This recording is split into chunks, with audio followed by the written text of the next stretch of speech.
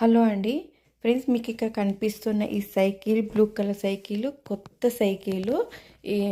ఏంటంటే నేను ఒక షార్ట్ వీడియో పెట్టాను కదా, మా బాబుకి యాక్సిడెంట్ చేసిన సైకిల్ వాళ్ళు మొత్తం డ్యామేజ్ అయితే ఇది కొత్త సైకిల్ వాళ్ళు మళ్ళీ కొనిచ్చారు.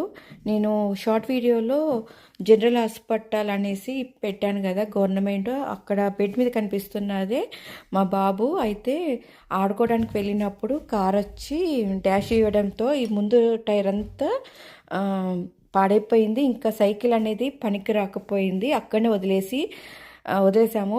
పోలీసులు వచ్చి అంతా ఎంక్వైరీ చేశారు.